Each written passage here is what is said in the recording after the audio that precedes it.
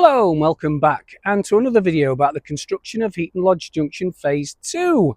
Well, I'm at the real Heaton Lodge at the minute. As you can see behind me is the new concrete footbridge that replaced that one built by the LNWR back in, I think it was 1899 when it was built. It's just been knocked down, shipped away and replaced by this kind of monstrosity. But I get it because obviously TransPennine are doing the upgrade with the wires and the catenary and everything else, so bit of a necessity, I'm afraid, but there we go. I was hoping to get up on the footbridge today and just show you the surroundings, but as you can see it's still not open yet, but there we go. Anyway, today's video got quite a lot for you today. Tim Horton's been up this week, so he's been helping me problem solve. What else have we got? We're going to finish the ditches that we did last week. We've got the deliveries slot, book of the week, of course. We're going to look at the concrete factory again. So lots to cover this week. So I will take you away from this lovely scenario of Heaton Lodge, where for once it's not raining. And yeah, I will catch up with you in a few minutes. See you in a bit.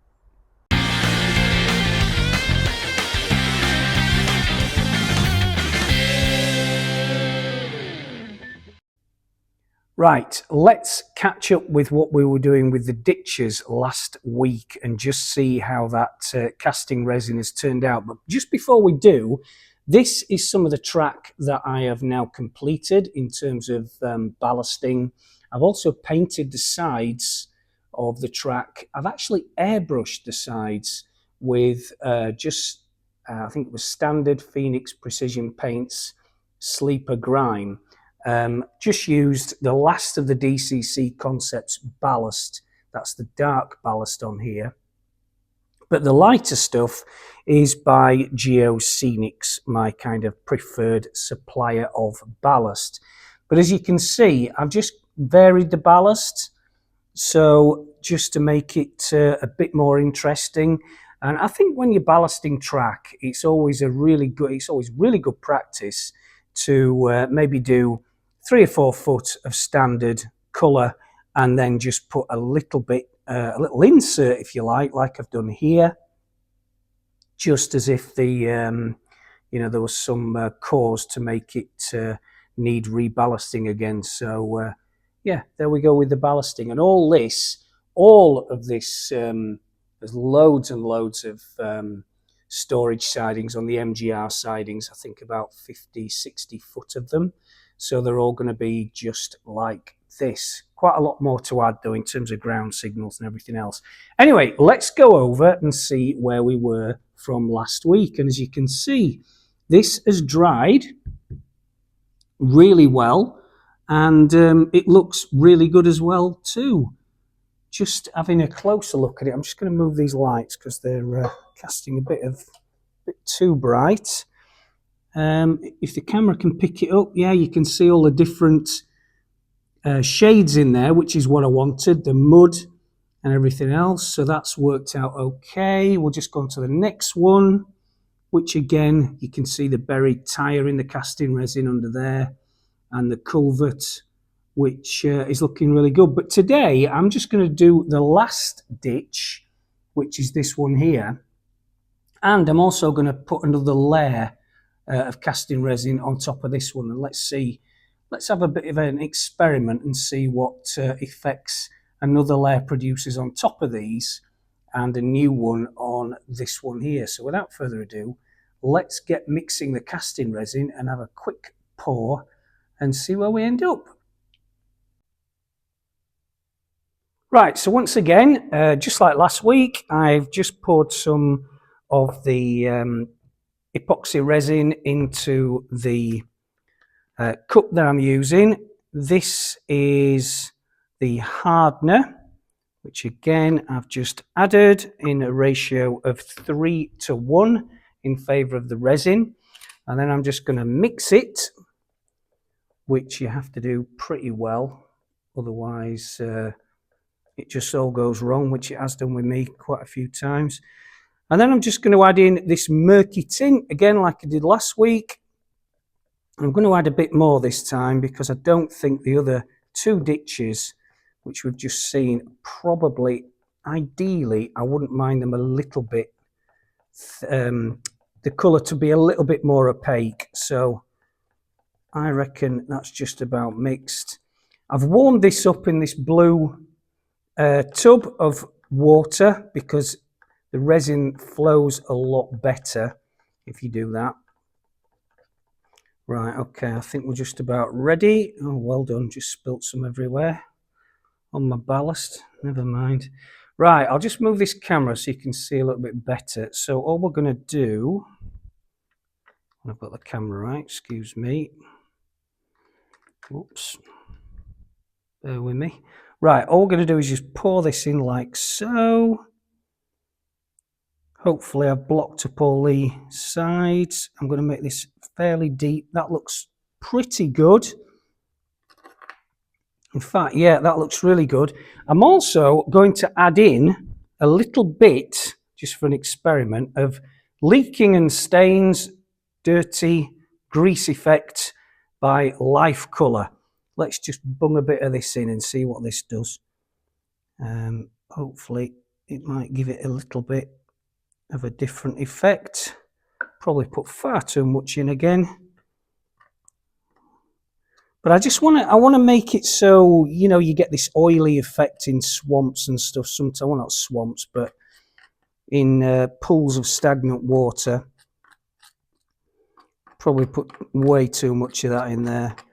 But time will tell, because when it all dries, it looks a hell of a lot different. Actually, that doesn't look too bad. Okay, so I'm just going to zoom you in so you can see. Right, so you can see how the oil has basically worked just like real oil, and it just, yeah, it's pulled all around in that effect you get, which is exactly what I'm after. And I'm going to do another layer in the other ditches too. So let's just move over to the other two ditches that we did last week. Right, so this is the second pour of a slightly thicker, more opaque mix of casting resin. I'm just going to pour it all to the edges. Sometimes, again, as I said last week, you have to drag it to the sides. And I'm just going to add a little bit, not too much. I've learnt my lesson of the, oh God, leaking, what is it? Yeah, leaking and dirty stains. So I've just put some by the culvert. I'm just going to drag it out a bit. Again, just to give a little bit. Actually, that doesn't look too bad, does it? Just to give a difference of shades. And I think when this is all dry, we'll catch up with this next week, that should look pretty good. You can see, I'm just going to zoom it in again. Now you can see what effect that this has created.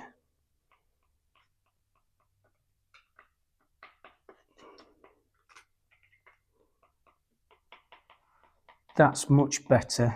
I'm happy with that, because you can just see the stones and the rocks underneath. The tyre's just about disappeared. Actually, no, you can see the tyre as well. So, yeah, I reckon that should be really good. I'll just move you over to the other side. And we'll do this last one here. Use the last of this casting resin. There we go. There's always the chance that you can spoil things by doing too much of anything, which is one of my weaknesses. It's a bit like, you know, when you're an artist and you're painting a picture and you don't know when to stop. And it's always difficult to know, yeah, when to stop.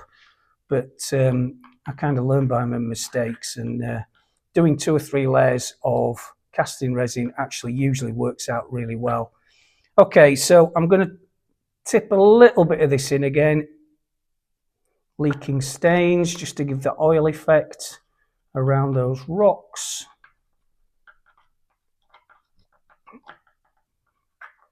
And don't forget, this is going to have fences round, and it's going to have the grass round it as well. So that looks pretty good, folks, I think. So I'm going to leave it. I'm not going to do any more. I'm going to come back to it next week. We'll catch up with it. And that is the ditches done. I've just got to find a home for this rest of the casting resin. So I'm not going to drink it. Don't think that will be very healthy, but I'll find somewhere else to put it. So yeah, let's catch up on this next week.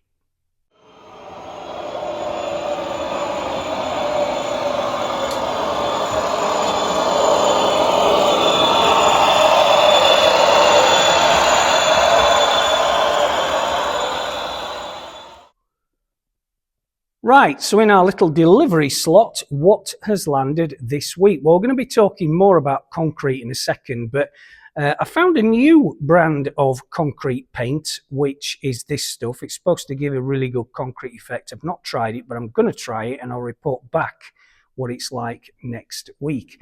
This stuff by Maston I use very regularly. It's really good, gives a nice texture. On buildings especially, and I'm going to show you the results of using this in a few minutes on the cement factory. So I get all these spray cans from sprayster.com, well, the Maston ones anyway. This came from Graffiti Store, I think it is. What else has landed? Well, a lot of people ask me how I clean the track, and there's nothing like a bit of muscle power. I just use these LGB track rubbers. They're really good. They just give the same. They're very similar to the Pico track rubbers, but obviously a lot bigger. But the compound, the kind of hardness of the rubber on the other side is very much like the Pico stuff. It doesn't crumble too much, which is really important. So many of these track rubbers crumble. This one, the LGB one, they're quite expensive, 18, 19 quid, but they don't crumble at all. They're great even in O gauge. You can do double tracks at the same time.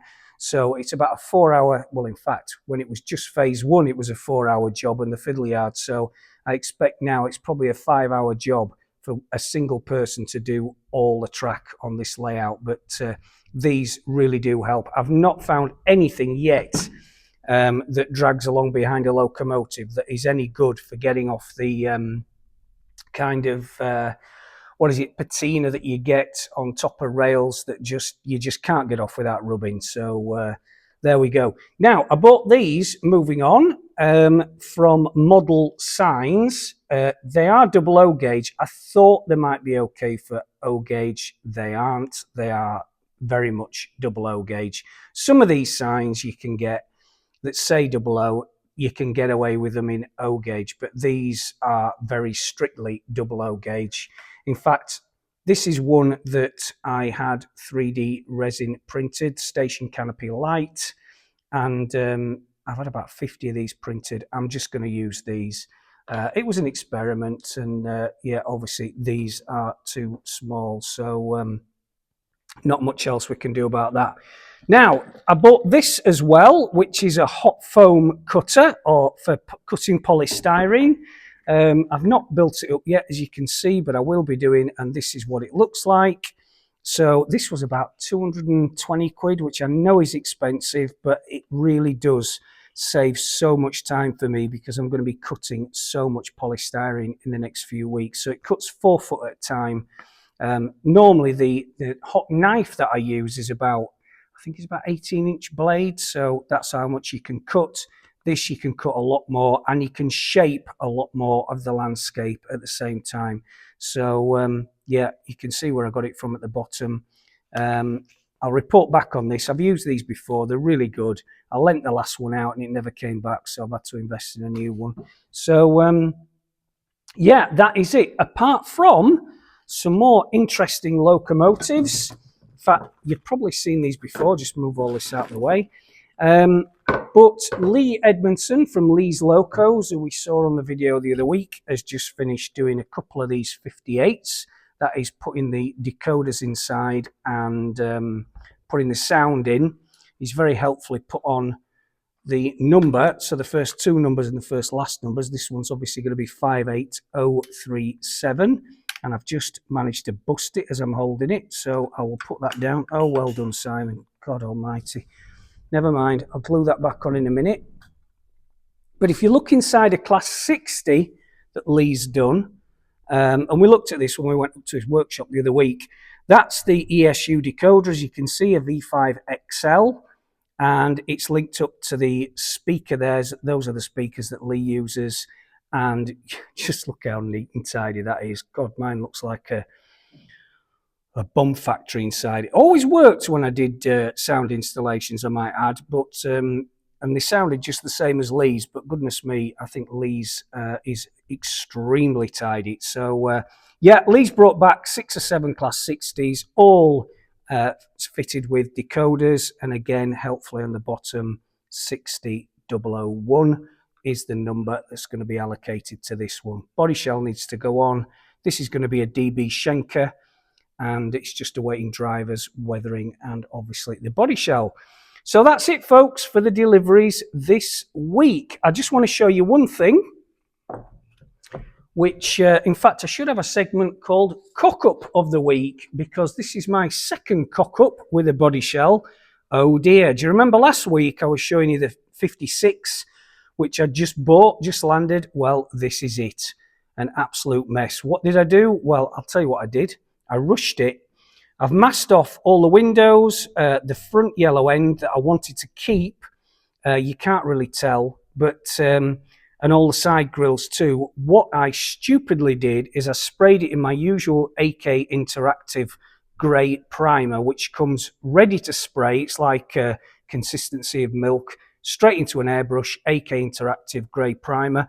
Did a great job, and then remembered, and this is one I've done before, I should have used black primer because I wanted to leave the primer on the roof like this Colas one, because this is obviously going to be the same livery, the Colas livery. So I went over it with a rattle can, which is high coat black primer, and then realised one was enamel and one was acrylic, and they don't mix, as you can see here. So the grey has come through, the black has not attached itself to the grey. It actually looks a lot worse than it is. I'm just going to rub this down and give it another blast over. I've ordered some AK Interactive black primer now, which you can get from Scale Model Shop. And yeah, that'll be coming tomorrow. So yeah, give it a rub down and give it another go. So yeah, we all make mistakes, and that is one of mine. Right, let's move on.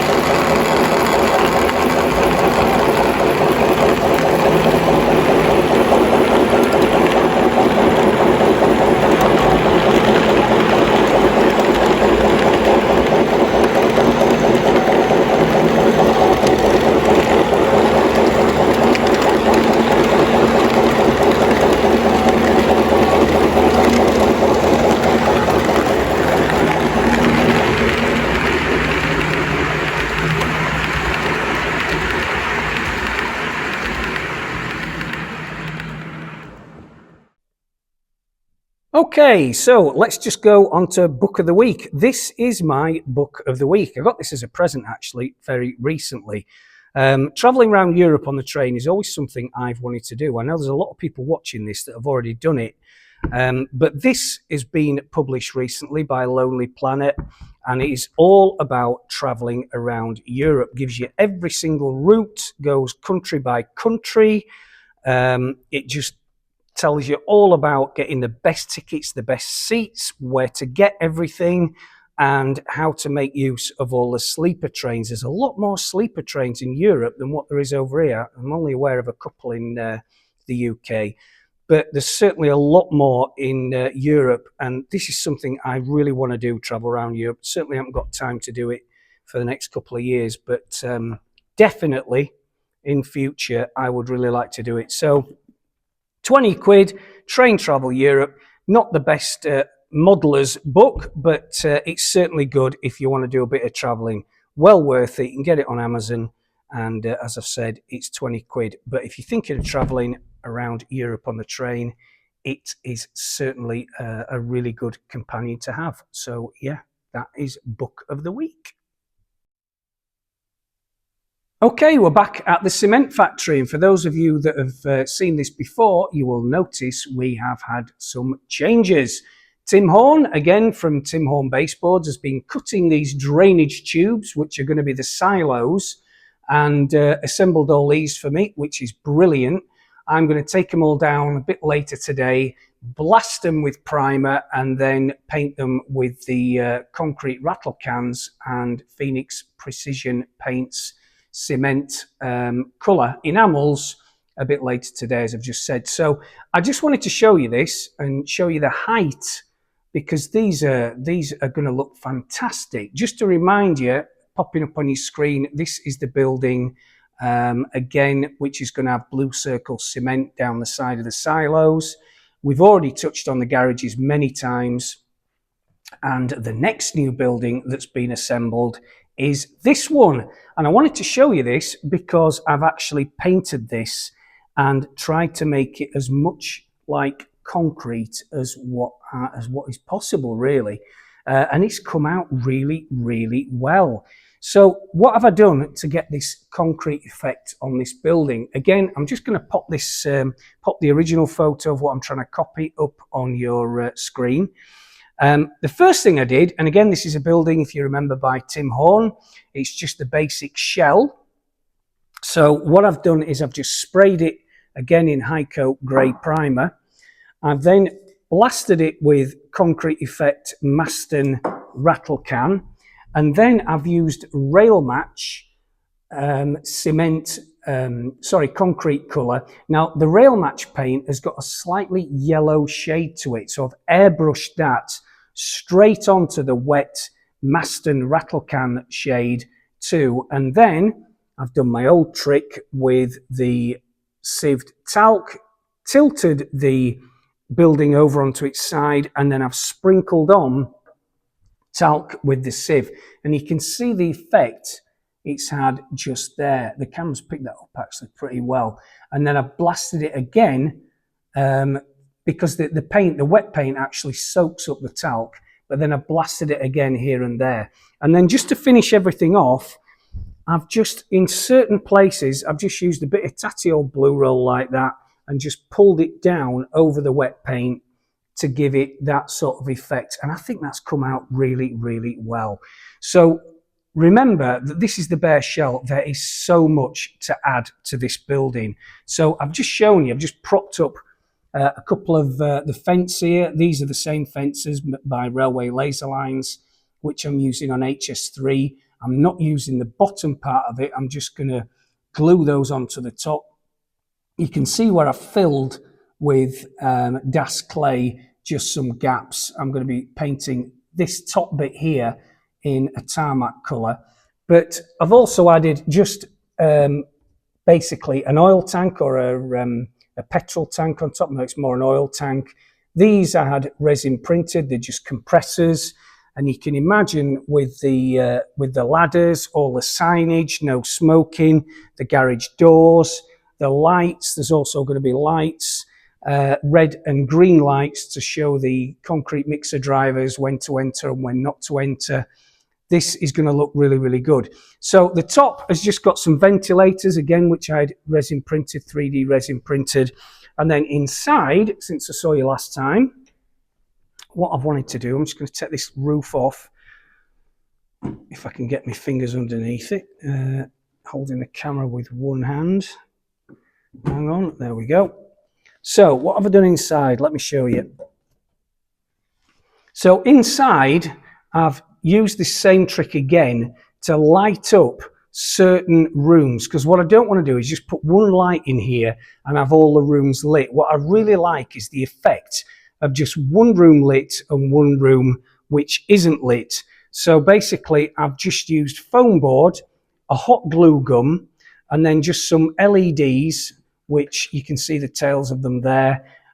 They're self-adhesive onto the roof, if you like, of this bit of hot glue. And then I've just made a box, as you can see, which is completely enclosed. And if you look at the front, that I've sprayed concrete by mistake. I'm going to get that off with a bit of, in fact, it might scrape off.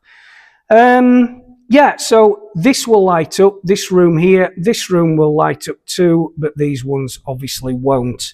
And same around the other side, these two will light up, these two won't, because on the real building, some of these windows have been concreted over anyway. So there we go.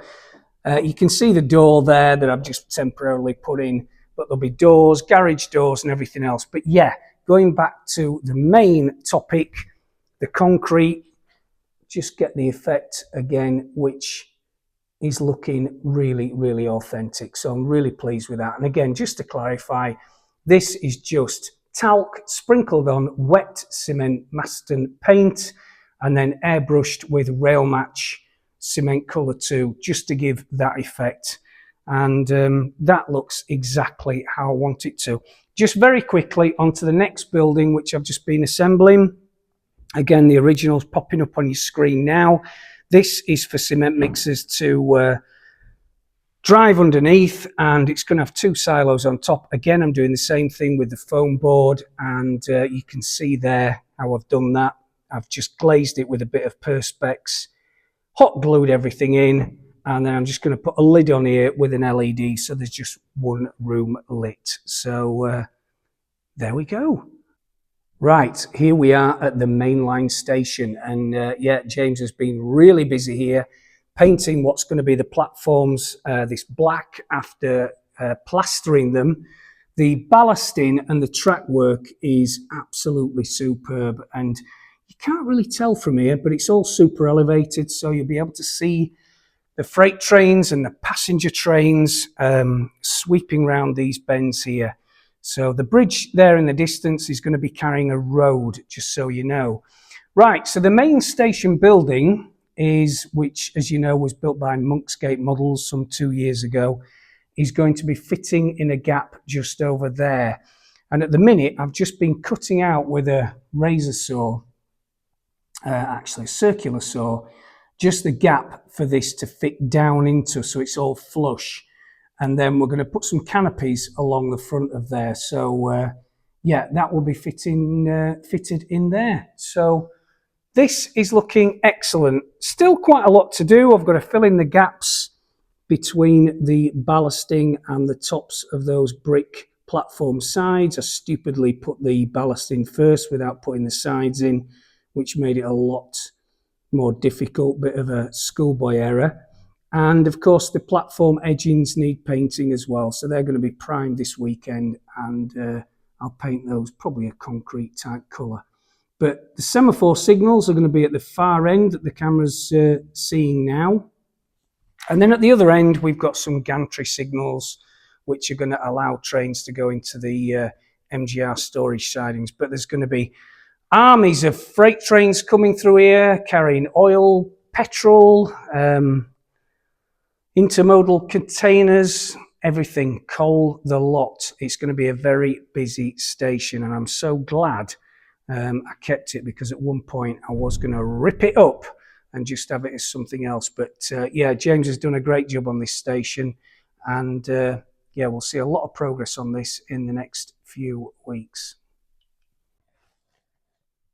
Now, you're looking at a section of the HS3. As you know, you've all seen it before, and this has come with it lots of, well, it's brought lots of problems along with it in terms of how it's actually going to be assembled and how it's going to be affixed to the baseboard. Because really, what I've decided to do is just regard the HS3 high-speed line as a completely separate layout. And this is just going to sit on top of the main boards, but of course we need to bolt it from the piers, of which there's 55, through onto the main boards to secure it when it is being exhibited. If you think you've got a couple of really heavy freight trains passing each other as well as the HSTs, you've got quite a lot of weight. Each of those trains will probably weigh in the region with the coaches of about 15, 20 kilos. So you don't want it rocking about. So one of the problems I've had is when I commissioned the piers, of which there's one here, we talked about one of the issues that came with it of how to secure these piers temporarily to the baseboard, because what I didn't realize is that they were going to be hollow. Now there's filament inside these have been 3D printed, as I said. The problem is you can't drill into them because it's all kind of filament inside. So Tim Horn from Tim Horn Baseboards, when he came down the other day, he readily came up with a brand new idea which is going to solve the problem. And all Tim is going to do, simplicity being the key, this is a card template, but all that's going to happen is one of these is going to be made out of laser cut 9mm ply. In fact, there's going to be 150 of them, just some spares too. They are going to epoxy into the bottom of these piers. A bolt, as you can see, a bolt hole will be made, and then you can happily then screw it or bolt it down to the baseboard underneath. It's a pretty simple idea, not one that I'd thought of, but Tim came up with the idea within about 5 minutes of looking at it. So there we go. The other thing as well is I was worried about joining these, because at the end we've only got 12mm ply at the ends, and what I'm going to use is a couple of pieces of thin rod to basically act as dowels to join these together too. So I don't think Tim reckons we're not going to need catchers to keep these together, because obviously with the bolts underneath the piers, the bolts will hold everything together. So it's always a bit of an experiment when you do something that's so out of the box like Heaton Lodge Junction Phase 2. There's always problems you have to come across, but if you persevere, you generally find that doors will open along the way. And yeah, so that's another couple of problems solved. So thanks to Tim from Tim Horn Baseboards for that. And yeah, let's move on to the next clip.